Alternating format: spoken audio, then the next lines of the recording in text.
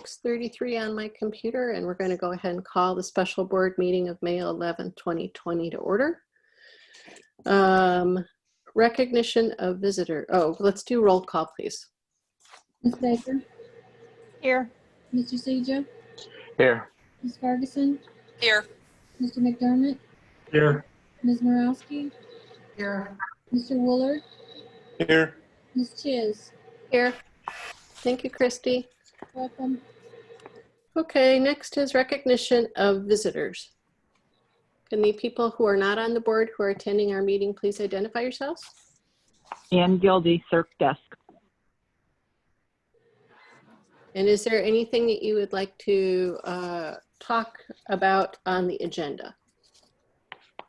No, just letting a listening ear, thanks. Okay, thank you. Next. I'm Jan, and I'm just a resident of Midlothian, interested to know what the plans are and the steps are to open the library. Okay, Jan, do you wish to share your last name with us? Oh yeah, it's Cosmal, K-O-S-M-A-L. Great, thank you for joining us this evening. You're welcome. Anybody else?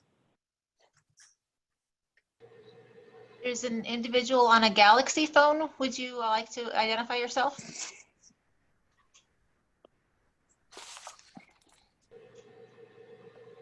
Hello, I'm Tiana. I work at the Midlothian Library.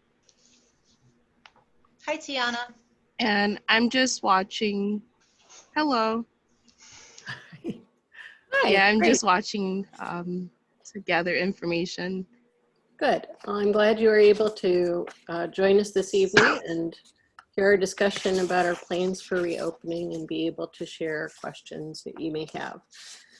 We value our staff a lot, and we know that this is going to be a really trying time for everybody to try and adjust to, as far as getting used to what we all have to be able to do, going out in public now and dealing with the public every day. So in advance of everything, thank you very much for everything that you do for our library. All right, so our first item on the agenda is the authorization of dates and procedures for phases 1 and 2 of the Midlothian Public Library phased reopening plan. And Jenny, do you want to walk us through that? Sure. So I sent out the proposal in detail to both the board and the staff, the same document, but for those members of the public who are joining, I will go over it in sort of an overview fashion.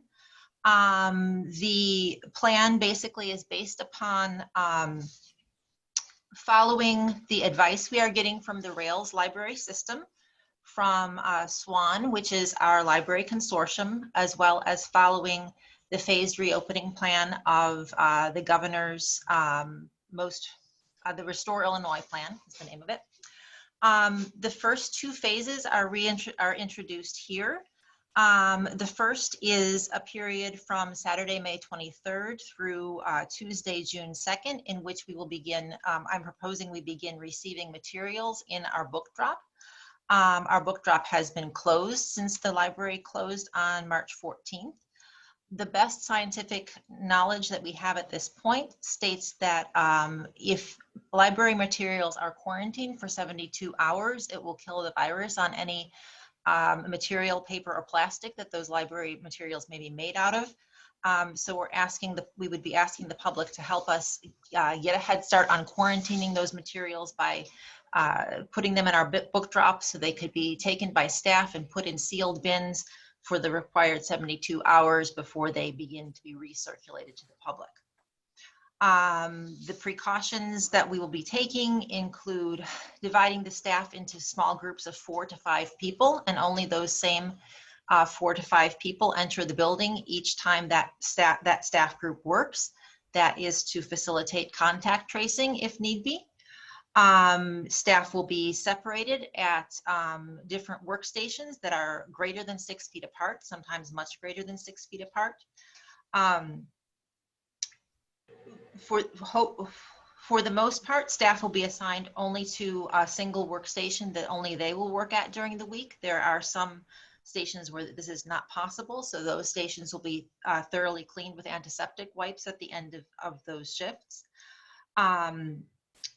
Staff will be wearing non-medical masks at all times. Staff breaks will take place in the cafe to allow for social distancing rather than in the staff workroom. And staff will use gloves when removing library materials from the book drop. Staff will be washing hands frequently, and we will be taking precautions to make sure that surfaces that we touch, that we mutually touch, will be cleaned very frequently. Phase 2 would be an initiation of curbside pickup and homebound delivery to begin on June 3rd. The library would be open for limited hours, Monday, Wednesday, Friday, and Saturday, 9:30 to 4:30. And it would be the staff hours, and the public hours would be 10 to 4. Tuesday and Thursday, staff would work 12:30 to 7:30 and serve the public 1 to 7. We would have a method of marked parking spots in the parking lot, where patrons would drive into those spots and call the library, and library staff would put the materials in their trunks. It would be contactless. Library staff would be available by phone and by IM chat, as well as our online catalog would be available for patrons to place orders for materials. Library programming would continue online. And homebound delivery would resume on a no contact basis, meaning that plastic containers would be left on porches or other similar areas, and those materials would be swapped without the staff member and the library, the patron seeing or touching one another.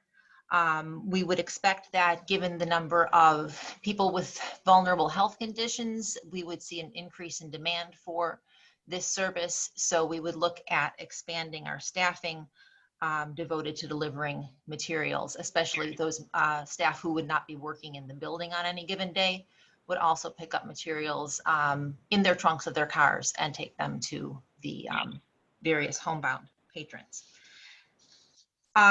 We would do summer reading via curbside pickup, with patrons picking up their summer reading incentives, their folders with their summer reading instructions and logs via curbside, and participating as much as possible through our online interface. Although for those who don't have internet at home, staff would certainly be available by phone to facilitate this. So that is the essentials of the first 2 phases. The third phase that we'd be looking at would be getting patrons into the building for computer use, fax, printing, those computer machines, those various office machines that are used frequently. However, at this point, it's premature, given the number of precautions we have to put in place just to do curbside pickup. So I would be looking to at least 4 to 6 weeks after the start of curbside pickup before we would start with any sort of in-building service. Okay, does anybody have any immediate questions about Jenny's proposed phased reopening?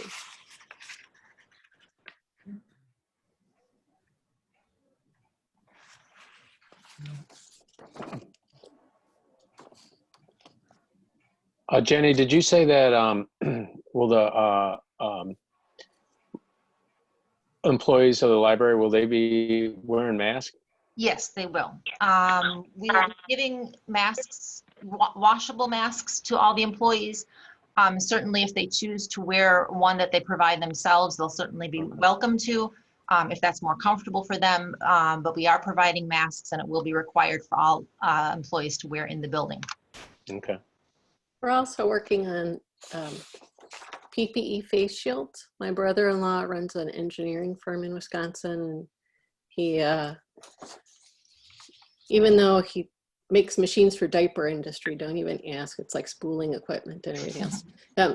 He bought a bunch of 3D printers and already had a laser cutter and some other stuff. So he geared up to be able to make PPE face masks, like the shield kind that go in front of your face. I have one downstairs, I'll go get it.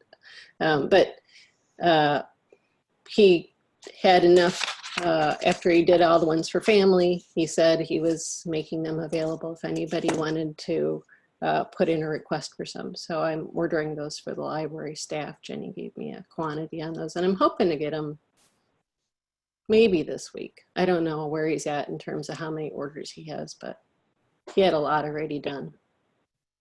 And they do like 50 a day, so I don't know. So the staff will be wearing those face shields as well, or they have the option? They have that option, I think. They would have the option to. I think Wow. that the staff who would be going out to the cars would certainly be interested in wearing them. We are also proposing to be a summer lunch service site. So my idea is to have the front door of the building open just for the 1 hour we'd be serving lunch, have a table that's right up against the front so nobody can actually enter, and have a plexiglass screen there with one of those slots that the lunches could be distributed through.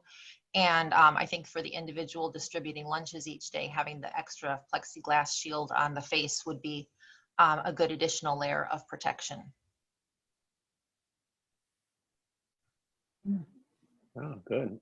I'm still waiting to hear from the Greater Chicago Food Depository that we have the go-ahead to serve the lunches. They're in the process of getting waivers from the Illinois State Board of Education that allows grab-and-go service. It's the same waivers that school have gotten during the pandemic, but whether those waivers will be extended to non-school sites, they're still waiting to hear from. She said she would let me know by the middle of this week so we can send out our mailing. So I'm crossing my fingers she lets us know.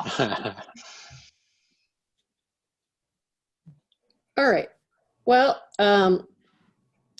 since Jenny asked each of us individually if we felt like we needed to have a meeting to authorize the library to reopen, there were at least 1 or 2 responses back saying that yes, we would like to do that. So since we've reviewed her policy, is there a motion to approve Jenny's phased reopening plan? With the caveat, of course, that if things change from the governor regarding what kind of services can be open at any given time, we may have to just switch around and comply, whether that's shutting things down a little bit further or proceeding forward with the next phases. So is there a motion to approve? I make a motion. All right, we have Brenna and Louis tying. So I'll give it to Brenna, and Lou, you'll be second. Could you do a roll call for us, Christy? Ms. Baker? Aye. Mr. Seja? Aye. Ms. Ferguson? Aye. Mr. McDermott?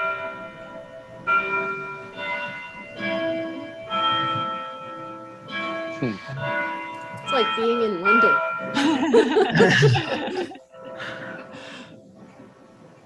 McDermott? Yep. We can hear you. Go ahead, Christy. Mr. McDermott can't hear me. Hey, I heard you. I said aye.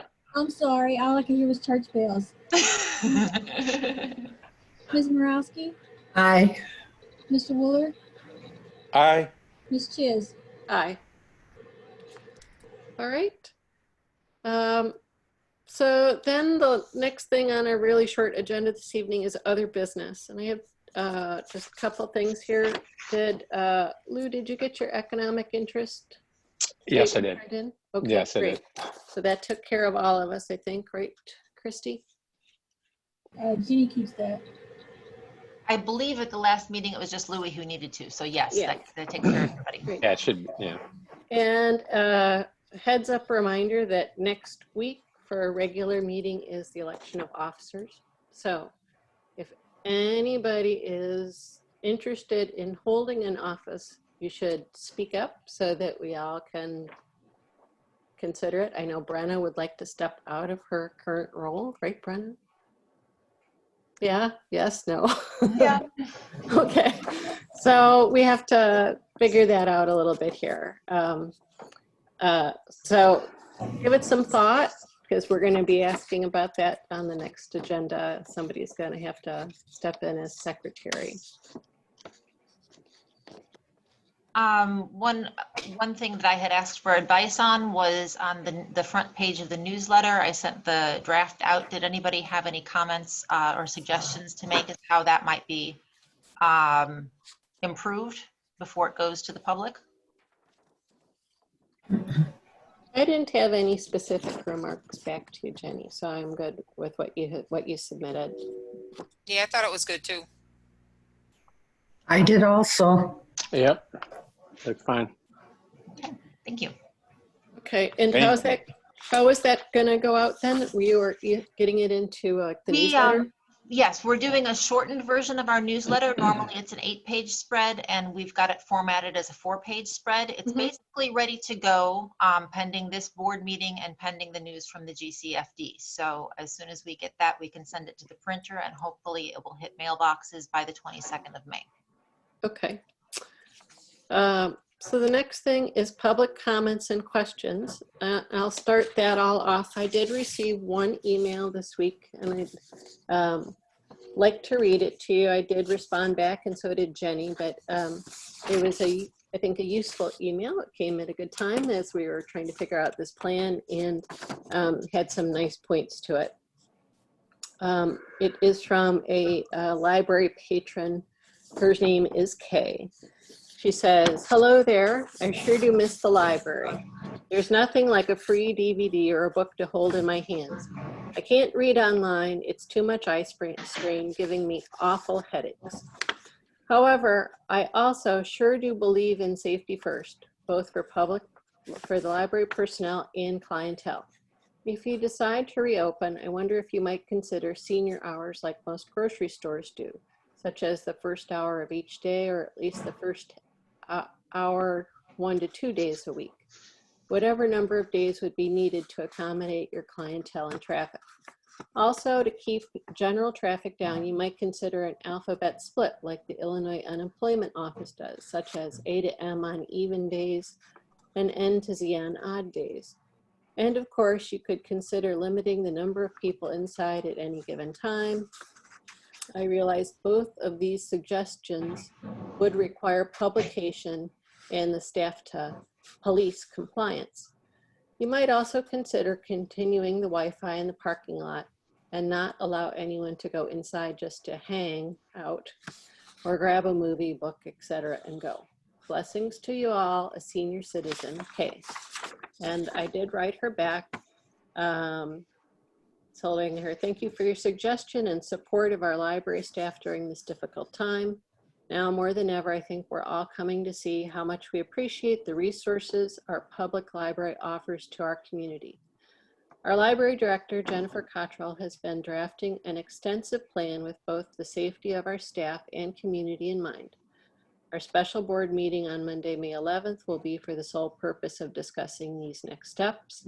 There are provisions for at-home delivery, which you might consider once we have this option up and running again, if the drive-up curbside pickup seems to be too vulnerable. I've shared your email with Jenny and think your suggestions are noteworthy to consider.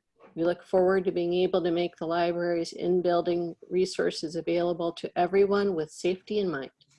Stay well, and thank you again for your suggestions. I will share them with the board on Monday evening. All my best." Signed to me. So I think that was really useful.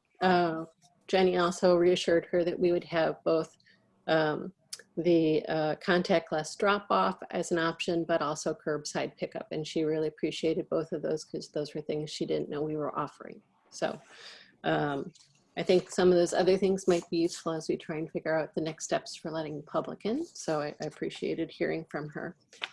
Are there any other questions from our public that are joining us this evening? Jan, Ann, or Tiana, as far as questions you may have about the next steps and what's involved, or anything we discussed tonight. I had a question about the curbside pickup. Would that be that we would only be allowed materials out of Midlothian Library, or does that mean like the rail service is starting up? What exactly does that mean? Very good question. Rails is still suspending its delivery services. it's complicated enough for a single library to figure how to circulate library materials safely. Multiply that by the entire northern half of Illinois, it's even more complicated. So when we immediately open up, you will only be allowed to request materials that are inside the Midlothian Public Library building.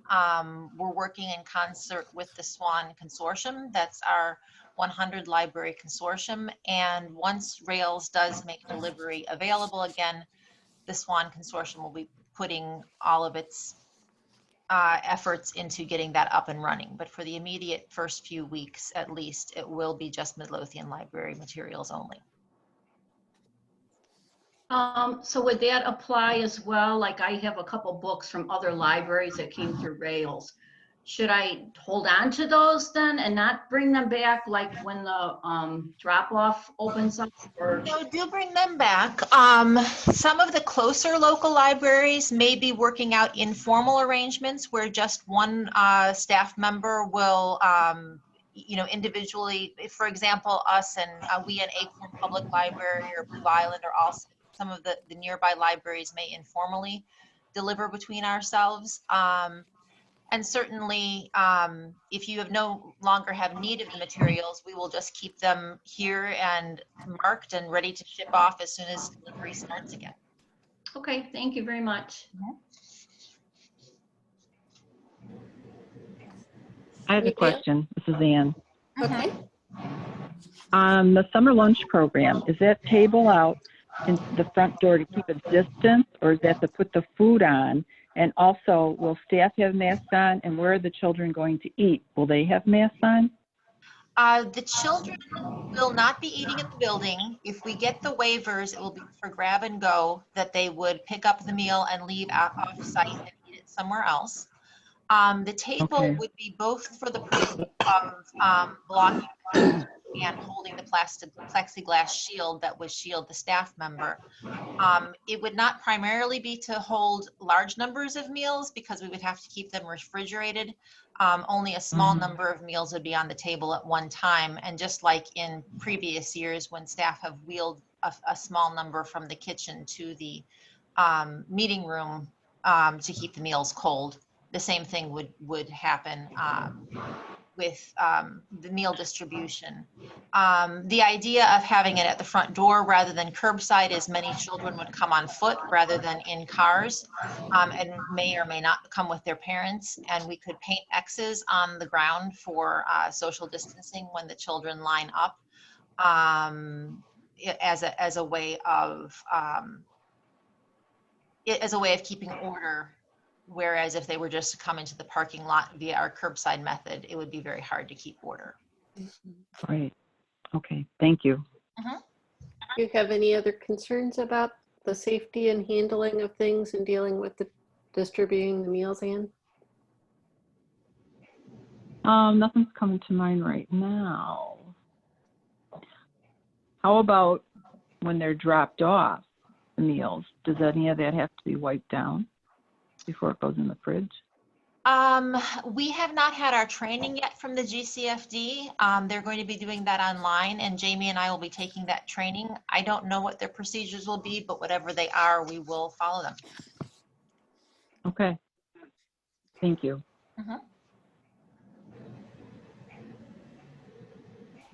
All right. And then on Thursday of this week, I'm attending a webinar from 2 to 4 p.m.